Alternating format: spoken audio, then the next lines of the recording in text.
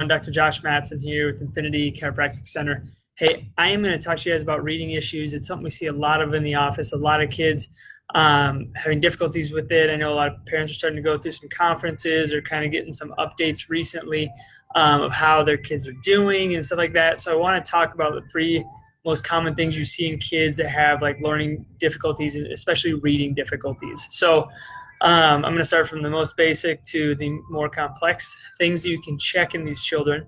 Number one is they usually have a couple different primitive reflexes. One is called an asymmetrical tonic neck reflex. It's a reflex that should go away at 6 months of life. Helps you develop eye tracking across midline. Helps you develop the ability to use your eyes opposite your head and your head opposite your body.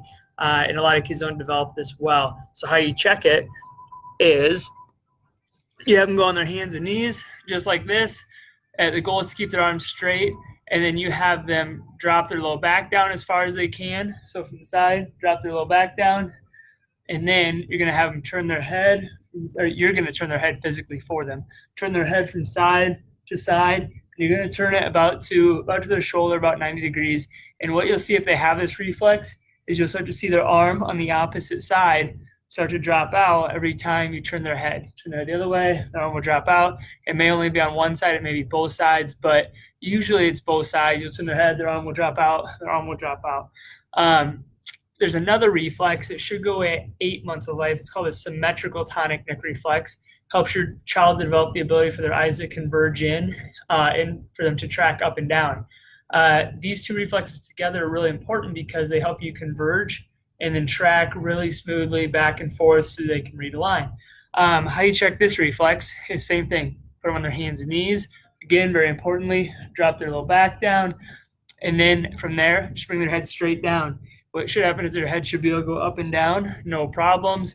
But if you start bringing their head down and their arms drop out, that's a positive for that reflex. So for both of these, their arms should stay nice and strong, and there shouldn't be any dropping out of them at all. That's the first thing. Number two, second thing you should look at is put a dot on your finger, go about 18 inches away from their face, and have them track side to side, back and forth with their eyes. Have them just follow it back and forth, back and forth. It should be nice and smooth. You should see no skips. You should see no jumps. It should just be really smooth. But what you see in a lot of kids with eye tracking issues is as you have them track back and forth, they'll track, and then you'll see these big jumps in their vision. You'll go boom, and they'll have these big skips, or you'll just see their eyes go tick, tick, tick, tick. You can see all the starts and stops.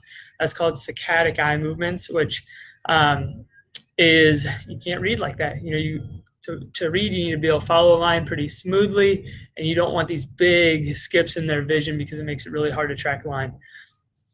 Number three, last thing, and the thing that most people miss, is you need to look at how well their fatigue rate. So what I mean by that is if they're only able to use their eyes for a time period and they function really, really well, and then all of a sudden they start breaking down, they start having more and more and more issues, that can be because they're fatiguing out. So a good example of this is like, let's say a kid's reading a book and they can read an entire page really well, but then by the time they get to the second page, it starts getting worse and worse. By the time they get to the third one, it seems to get even worse and worse and worse.